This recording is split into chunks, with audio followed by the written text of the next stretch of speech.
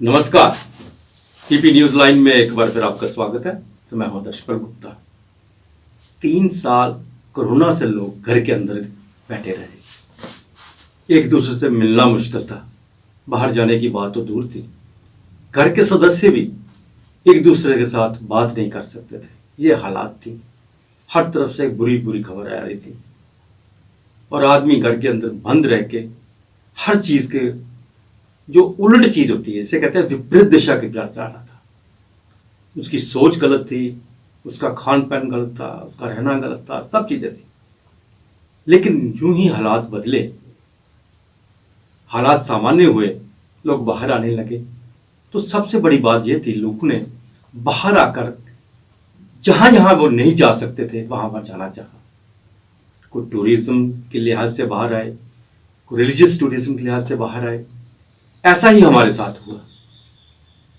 2 बार corona ने हमें अपनी जकड़ में लिया, लेकिन आपके प्यार से हम दोनों बार बाहर निकल आए। लेकिन दिल में बहुत तमन्ना थी कि हम धार्मिक यात्रा करें। यूं ही मौका मिला, हम धार्मिक यात्रा के लिए बाहर निकले। सबसे पहले हम अपने ही रियासत में जम्मू कश्मीर के, वहाँ कश्मीर के जितने भी धार्मिक स्थल थे वहाँ जाके माथा टेका, वहाँ गए। उसके बाद उज्जैन गए। उज्जैन की नगरी में महाकाल के दर्शन किए, मंगल बात के मंदिर गए, ओमकेश्वर गए, इंदौर के सभी मंदिरों में जाके आशीर्वाद लिया भगवान से। लेकिन आज हम बात करेंगे उज्जैन की। उज्जैन सबको पता है महाकाल का मंदिर है। अभी जिस दिन मैं वहाँ गया था उसी दिन प्रधानमंत्री नरेंद्र मोदी ने एक बहुत बड़े कॉरिडोर का वहां उद्घाटन किया था और हर एक आदमी वहां इस महाकाल के बारे में जानते हैं, उनके दर्शनों के अभिलाषी हैं, उज्जैन को पहचानते हैं। लेकिन उसके साथ ही एक मंदिर है मंगल का, मंगल बात मंदिर कहते हैं उसे, मंगल धाम, जो विश्व का एकमात्र मंगल का मंदिर है, जिसके बारे में कहा जाता है कि वहां आके आप कोई भी मांगे, कुछ भी मर्याद मांगे, वहां हवन करें, पूजा करें, वो सत्य होता है, वो उसका फल आपको अवश्य मिलता है। जब आपका फल मिल जाता है तो वहां आने से पहले एक स्वास्तिक बनवाते हैं वो भी स्वास्तिक उल्टा बनाते हैं। जब आपकी मनोकामना पूरी हो जाती है उस स्वास्तिक को सीधा करने के लिए आपको फिर वहां जाना पड़ता है। वहां जाके फिर वो पूजा करनी पड़ती है। वहां जो चावल होते हैं, भात होते हैं, भात के शिवलिंग के ऊपर बना के, शिवलिंग भातों का, उससे पूजा करते हैं। फिर वो उस भात को शिप्रा नदी में बहा देते हैं मछलियों को खाने के लिए। सभी महाकाल के बारे में जानते हैं, उज्जैन के बारे में जानते हैं, लेकिन बहुत कम लोग हैं जो मंगल के मंदिर के बारे में जानते हैं, जिनकी मंगल की दिशा खराब होती है, जैसे मंगलीक होती है या कोई भी मंगल के बारे में होता है, वो वहीं जाते हैं, वहां पूजा करते हैं। ये मंगल मंदिर विश्व के अंदर एक ही है जो भारत में है, उज्जैन में है। वहां की जो मंगल की जो बात है उसकी आप पूरी जानकारी आज हम लेंगे। आज हमारे साथ है सतीश शर्मा शास्त्री जी, उनसे हम जानकारी लेंगे मंगल मंदिर के बारे में, मंगल के बारे में और मंगल ग्रहण के बारे में। सतीश जी, आपका बहुत बहुत स्वागत है। हार्दिक अभिनंदन है आपका गुप्ता जी। जैसा मैंने कहा है कि ये भारत में एक विश्व का एकमात्र मंदिर है। वहाँ मंदिर में मंगल भात की पूजा की जाती है, चावलों का भात बनाते हैं, अच्छा उससे के साथ वो मंदिर में पूजा की जाती है। और आपकी जो मनोकामना जिसके लिए आप वहाँ जाते हैं, पूजा करते हैं, उसके करने वाला उल्टा एक स्वास्तिक बनाया जाता है। जब आपकी मनोकामना पूरी न हो जाती है तो स्वास्तिक को फिर सीधा किया जाता है। मंगल की दिशा के जिन पे मंगल बारी होता है, मंगलीक होती है, कुछ भी होता है, उसको कहते हैं इस मंदिर में जाके पूजा करो, सब ठीक हो जाता है। वास्तव में मौका मिला था एक बार महाकाल जाने का, महाकाल से उज्जैन ओमकारेश्वर लिंग पर जाने का। ज्योतिर्लिंगों के दर्शन करते हुए मंगल भात जो एक पावन स्थली है, वहां पर वो मंदिर है बीच शहर में। मंगल के विषय में, ज्योतिष में मंगल को मेष और वृश्चिक राशि का स्वामी माना गया। विवाह करते समय कुंडली में मंगल का बहुत बड़ा योगदान होता है अगर ये पंचम घर में नीच होकर बैठ जाए संतान नहीं होती, लगन में नीच होकर बैठ जाए तो विवाह के घर को देखता है, विवाह नहीं होने देता, भाग्य स्थान को खराब कर देता है, आजू को खराब कर देता है। हमें जितने भी रक्तपात होते हैं, चाहे पाइल्स हो, दांत खराब हो जाएं, बाल जड़ें, हड्डियों में तकलीफ हो, तो उसमें ब्लड सर्कुलेशन में मंगल का बहुत बड़ा योगदान होता है। बात रही उस धार्मिक स्थल की, जी। तो ऐसा नहीं है, कुछ लोग जानते हैं कुछ नहीं जानते हैं, क्योंकि वहां पर भगवान शंकर की महानगरी में जहां पर 2 ज्योतिर्लिंग हैं आप पास में, उस कारण बस लोग जो है हम भगवान शंकर की तरफ ज्यादा जाते हैं, लेकिन जब वक्त मिलता है तो मंगल भाजी के भी दर्शन करते हैं लोग। इसी पर मैं आपको बताऊं कि अगर मंगल पर चर्चा की जाए तो मैं आपको बता दूं, पहला, चौथा, 7वां, 8वां और 12वां घर, प्रथम, चतुर्थ, सप्तम, अष्टम और द्वादश घर, यह घर मांगलिक होते हैं। यहां पर बैठे स्थिति देखनी पड़ती है, ये आंशिक मांगलिक है, पूर्ण मांगलिक है, मांगलिक है, और ये विवाह में बाधा डालता है।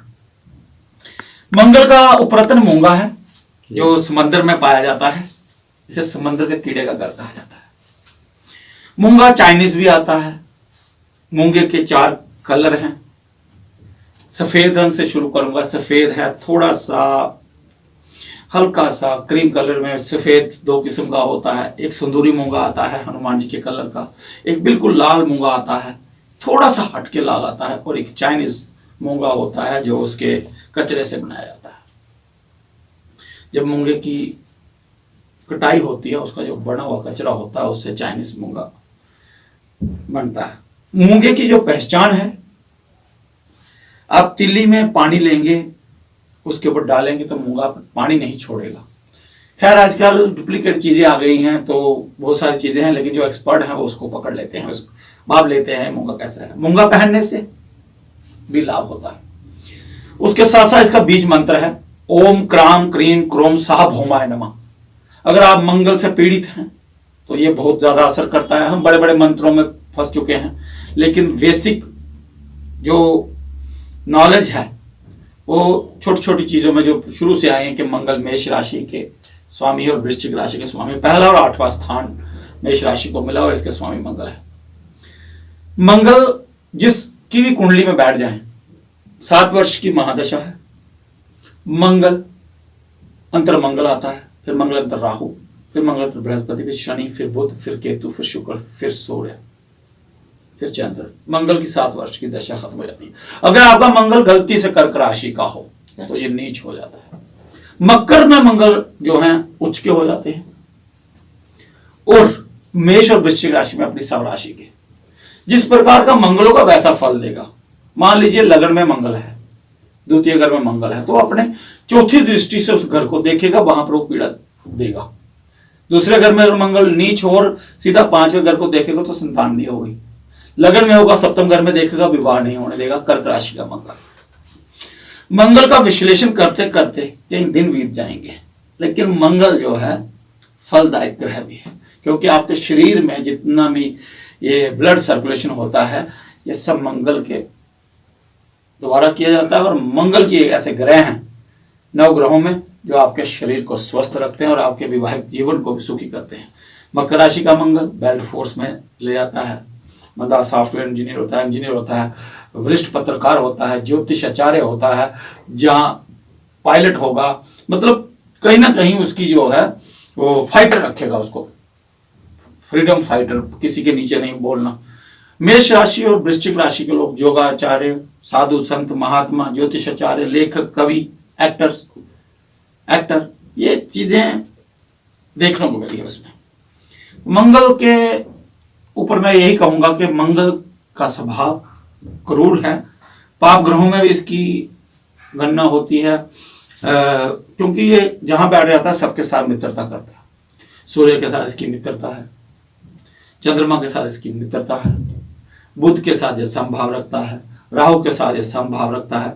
अगर बात करें मंगल और शनि आपस में शत्रु तो हैं, लेकिन ये कहीं ना कहीं मित्र समभाव भी रखते हैं, शत्रु समभाव भी रखते हैं। तो ज्योतिष में अलग अलग प्रकार से ज्योतिष आचार्यों ने इसको दर्शाया है। अपनी अपनी बुद्धि बल विवेक द्वारा ये काम होते हैं, और बहुत सारे ज्योतिषाचार्यों ने इसको विश्व के अंदर सराहा है। मंगल एक शुभ ग्रह है। नहीं, मेरा फिर मैं अपने प्रश्न पे आता हूँ शास्त्री जी। जो मंगल धाम है जी, वहां पे जैसे कहा है कि वहां पे जाके मंगल की पूजा करते हैं हम, तो मंगल का दोष जो है वो समाप्त हो जाता है। बिल्कुल। कुछ क्षेत्र हैं, जैसे मान लीजिए सूर्य हैं जी, सूर्य प्रकाश देते हैं पृथ्वी को, उनका जहां जहां जो समय होता है उस समय में उनका क्षेत्रीय प्रभाव होता है, उस क्षेत्र में उन्होंने जाना होता है। इसी तरह वहां पर जो मंगल भाग उज्जैन नगरी के अंदर पावन धरती पर जो मंगल है, वहां के हिसाब से जो उनके ऊपर जो वहां पर वरदान है भगवान द्वारा दिया हुआ, ब्रह्मा विष्णु महेश द्वारा जो उन्हें वरदान मिला हुआ है, जो तुम्हारे मंदिर में आकर माथा टेकेगा वहां पर उल्टा स्वास्तिक बनाएगा, फिर बाद में मन्नत पूरी होने के बाद जिस प्रकार आपने बताया उसको सीधा करना है, तो यह चीजें कहीं ना कहीं धार्मिक स्थली को बढ़ावा देती हैं, सनातन को बढ़ावा देती हैं। तो और मुझे लगता है प्रैक्टिकली जिस प्रकार आपने बताया कि आपके कोई मित्र थे जहां आप थे तो संतान नहीं थी, तो संतान हुई, मैं मीडिया के माध्यम से भी ये आपको बता दूं, और वो संतान हुई निसंदेह। इतना बड़ा चमत्कार जो साइंस से भी ऊपर है, तो कहीं ना कहीं गुप्ता जी सनातन धर्म बहुत मजबूत है। अभी आपको पता है मंगल जो है यह कहीं ना कहीं बहुत सारे रोगों को बनाते हैं। मैंने पाइल्स की बात की, हार्ट की बात की, कार्डियो की संबंधित दिक्कत देते हैं, लेकिन मंगल अगर शुभ हो तो फल भी देते हैं। पहली, चौथी, 7वीं और 8वीं की दृष्टि होती है। लगन में बैठकर जहां जहां बैठे होते हैं वहां से ये चौथी दृष्टि से, 7वीं दृष्टि से इससे लोगों को फायदा होगा। 8वीं दृष्टि से देखते हैं। जानकारी के लिए बहुत जरूरी है कि मंगल की संपूर्ण जानकारी होनी चाहिए। शास्त्री जी, अभी सूर्य ग्रहण था, अब 8 तारीख को फिर एक चंद्र ग्रहण आ रहा है, तो इस ग्रहण से, और सबसे बड़ी बात है कि वो एक बड़े दिन में आ रहा है, उस वक्त यहाँ गुरु नानक देव जी का जन्मदिन भी, और इसके साथ साथ यहाँ चंद्र ग्रहणों का चंद्र ग्रहण, सूर्य ग्रहण तो हो चुका है, हाँ चंद्र ग्रहण की बात कर रहा हूँ, 8 तारीख को आ रहा है। और उस दिन बड़ी जो देव स्थान जो जिनके थे उनको वहाँ पे मेले लगते हैं, वहाँ पूजा अर्चना होती है, वो सारे उस दिन बंद हो गए हैं ग्रहण की वजह से।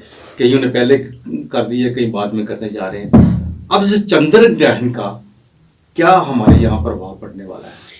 गुप्ता जी, मैं आपके प्रश्न को लूंगा और सबको बताऊंगा हम मेल कब करेंगे। उससे पहले मैं आपको बताऊं, 2019 में एक सूर्य ग्रहण हुआ था, और उसमें बड़े बड़े ज्योतिषियों ने बता दिया था प्रलय होगी, विश्व युद्ध होंगे। मैंने उस पर प्रेडिक्शन की थी, पाकिस्तान में विमान हादसा होगा, भारत के अंदर इतने कलाकार, इतने पत्रकार हिंट देते हुए, और लेबनान का मैंने नाम लिया था, और साथ साथ में वेस्ट बंगाल की सरकार पर ममता बनर्जी हार जाएंगी 200 सीटों। सूर्य ग्रहण की घटना को देखकर मैंने इन चीजों की गणना की थी। सूर्य ग्रहण और चंद्र ग्रहण के बीच में जो समय आता है, जैसे अभी 2 ग्रहण हुए, जैसे अभी सूर्य ग्रहण हुआ, आपने देखा कोरोना महामारी बिल्कुल जड़ से मिट गई। मैंने बताया था 2022 अक्टूबर में जैसे ही कोई ग्रहण आएगा, सूर्य ग्रहण, उस समय कोरोना महामारी शून्य हो जाएगी। चंद्र ग्रहण शीतलता का प्रतीक है। चंद्र मन के कारक हैं, भगवान द्वारा ही सृष्टि की रचना हुई है। ये सब उनकी लीला थी कि समुद्र मंथन हुआ, समुद्र मंथन से अमृत निकला, अमृत राहु को पिलाया गया। राहु की क्या औकात थी कि भगवान के सामने वो चोरी कर उन्होंने अमृत ग्रहण किया। अमृत ग्रहण करने के बाद अमर हो गए। भगवान श्री हरि ने उन्हें पृथ्वी के संतुलन के लिए उनके 2 भाग कर दिए, ऊपर का भाग राहु और नीचे का केतु, जो आज ग्रहण के रूप में आप देखते हैं। चंद्र ग्रहण से पहले 12 घंटे पहले सूतक लग जाएगा। लगभग भारत में यह ग्रहण जो है घटित होगा। अगले कार्यक्रम में आपको बता दूंगा कि कब हो रहा है। इसके लिए विशेष एपिसोड में मैं आपको बताने वाला हूं। लेकिन जो मेल है वो आप 7 तारीख को कर सकते हैं, और 7 तारीख के बाद अगर आप चाहें तो 5 दिन तक जो है चंद्रमा, इनकी जो रोशनी रहती है, यानी कि आप शुक्ल पक्ष का कुछ अंश 5 दिन तक मान सकते हैं। हमारी लोकल भाषा में भी इसको ऐसा कहा जाता है। वहां 5 दिन के भीतर अगले और 5 दिन पहले आप मेल कर सकते हैं। इसका कोई प्रभाव धरती पर पड़ने वाला हो? जी, मंगल ग्रहण से संबंधित सारी बातें हो चुकी हैं। अब चंद्र की बात करूंगा। चंद्रमा कर्क राशि के स्वामी है। और लगभग पूर्णिमा के दिन यह ग्रहण घटित होगा। पृथ्वी पर जो इसका प्रभाव है वो कहीं ना कहीं शुभ संकेत दे रहा है। जी। इस ग्रहण के बाद सारी महामारियां खत्म हो जाएगी। जैसे आप देखो, डेंगू है बहुत फैला हुआ है, डेंगी है बहुत फैला हुआ है, लेकिन जैसे ही शीतलता आएगी, जैसे ही ठंडक बढ़ेगी, ये सब बीमारियां समाप्त हो जाएंगी। हर सवा दिन 2.5 दिन में चंद्रमा अपनी राशि में परिवर्तन करते हैं। 1 महीने में जैसे जैसे परिवर्तन करेंगे, हर राशि को हर 2.5 दिन के लिए चमत्कार होंगे। मैं आपको बताऊं 12 की 12 राशियों को, मैं ये भी बता देता हूं समय के ग्रहण कब लगेगा। जी जी। भारत में 2:39 पर यह ग्रहण घटित होगा, सुबह दोपहर के समय, दोपहर के। और शाम को 6:30 के आसपास यह ग्रहण समाप्त हो जाएगा। हालांकि 6:19 मैंने निकाला हुआ है, 5 और 10 मिनट का गैप कलम के नीचे नहीं आता है। सभी ज्योतिषाचार्य, कोई 21 बोलेगा, कोई 20, 19, सभी ज्योतिषाचार्य अच्छे हैं। गणना के आधार पर हम इसको 6:30 बजे ले लेते हैं, क्योंकि कहीं अगर चंद्र जो है उसमें ग्रहण से निकले हैं तो कहीं ना कहीं थोड़ा सा समय हमें 10 मिनट का ले लेना चाहिए। ऐसे 6:19 पर यह ग्रहण निकल जाएगा और 6:30 बजे तक आप इसको देख सकते हैं। उसके बाद आप नहा धोकर पूजा, उससे पहले आप उषा, गंगा जल, तुलसी दल, तुलसी के पत्ते अपनी पानी की टैंकी पर सुबह 8 बजे से पहले 8:30 बजे इसका सूतक शुरू हो जाएगा। उससे पहले मंदिर के कपाट बंद हो जाएंगे। घर में मंदिर के आगे, अपने घर के मंदिर भी होते हैं, वहां पर आप उन्हें ढकना पड़ेगा। और उसके बीच में आप उससे पहले जल में तुलसी दल, तुलसी के पत्ते, गंगा जल वो छोड़ दीजिए और कुशा छोड़ दीजिए। कईयों को कुशा का पता नहीं होता, नहीं मिल पाती, तो तुलसी का भी इस्तेमाल कर सकते हैं। उसके साथ साथ जो आपका पका हुआ खाना है उसको पहले समाप्त कर दें, उसे ना खाएं। सूखा खाना जो है उसको सूतक नहीं लगता, लेकिन तुलसी के पत्ते, सारा ये सिस्टम जो है उसके ऊपर जैसे जल में रखा रहा है, फल फ्रूट सब में रख दें। और भगवान को जो भी भोग लगाना है वो उसके बाद द्वारा ताजा पकाएं तो वो दें, उसी से उनको लाभ होगा, अन्यथा नुकसान। उसके बीच में आप मंत्रों का जाप कर सकते हैं। मेष राशि वाले ओम क्राम क्रीम क्रोम स्वाहा भौमाय नमः का जाप कर सकते हैं। वृक्ष राशि वाले ओम द्राम द्रीम द्रोम सा शुक्राय नमः का जाप कर सकते हैं। बीज मंत्रों का, बीज मंत्र में बहुत प्रभाव है। मिथुन राशि वाले ओम ब्राम ब्रीम ब्रोम साहा बुद्धाय नमः। रोग दोष दूर होंगे, एक बार करके देखिए। कर्क राशि वाले ओम क्राम क्रीम क्रोम सहा भौमाय नमः। सिंह राशि वाले ओम ह्रांग ह्रीं ह्रों सहा सूर्याय नमः। कन्या ओम राम ब्रीम ब्रोम सा बुद्धाय नमः। तुला ओम द्राम द्रीम द्रोम सा शुक्राय नमः। वृश्चिक राशि ओम क्राम क्रीम क्रोम सा भौमाय नमः। धनु राशि ओम ग्राम ग्रीम ग्रोम सा बृहस्पति नमः। मकर और कुंभ राशि ओम प्राम प्रीम प्रोम साहा शनिचराय नमः। धनु राशि, जिस तरह धनु राशि के बारे में बताया, ऐसे मीन राशि ओम ग्राम ग्रीम ग्रोम सा बृहस्पति नमः। अब बहुत सारे लोग सोच रहे होंगे एक ही बीज मंत्र 2 राशियों पर आ रहा है, तो मैं बता दूं मेष और वृक्ष के स्वामी शुक्र ओम ग्राम ग्रीम ग्रोम सा शुक्राय नमः। इसी प्रकार मिथुन और कन्या राशि के स्वामी बुध, उनका बीज मंत्र मैंने बोल दिया। ऐसे धनु और मीन का, वैसे ही मकर और कुंभ का। अब शास्त्री जी, मैं 2 चीजें आपसे जानना चाहूंगा अंत में। एक तो यह है कि जो समय आप बता रहे हैं चंद्र ग्रहण का, भारत में तो दिखाई नहीं देगा। भारत में ये सूर्य ग्रहण जब दिखाई देगा, इसका प्रभाव होगा दिन के समय, और भारत में अपने अपने राज्य अनुसार ये घटित होगा। जम्मू कश्मीर में 5:30 बजे के आसपास इस ग्रहण का प्रभाव पड़ेगा और लगभग रात्रि हो रही होती है। चंद्रमा जो है अपना प्रभाव दिखा रहे होते हैं उस समय। तो 5:30 से लेकर लगभग मैंने बोला 6:19 तक, आप इसको 6:30 तक ले जाइए, 11 मिनट और ऊपर।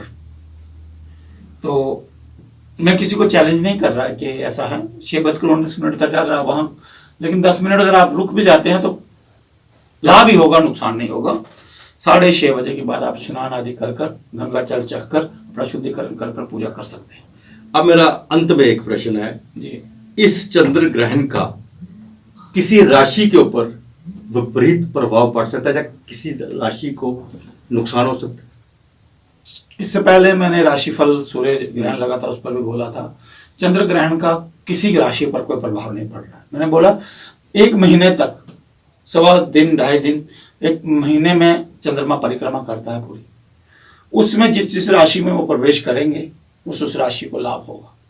मेरा अध्ययन है, मैंने किया है और ऐसा कई कर देखा हुआ है। मैंने प्रेडिक्शनें की हैं, 283 प्रेडिक्शनों में से 282 प्रेडिक्शंस लगी थी, क्योंकि मैंने पंजाब की जो प्रेडिक्शन की थी वो कहीं ना कहीं ऊपर नीचे थी। हो सकता है मेरी अपनी रंजिश की वजह से वही हो, लेकिन जो है ये इसका राशियों पर कोई खास प्रभाव नहीं पड़ेगा। तो जैसा शास्त्री जी ने बताया कि चंद्र ग्रहण से किसी भी राशि पे कोई ऐसा प्रभाव नहीं पड़ने वाला, लेकिन ग्रहण के दौरान या ग्रहण से पहले हमें जो सावधानियां लेनी चाहिए वो सब शास्त्री जी ने आपको बता दी। शास्त्री जी आप हमारे स्टूडियो में, आप धन्यवाद जी, हर हर महादेव।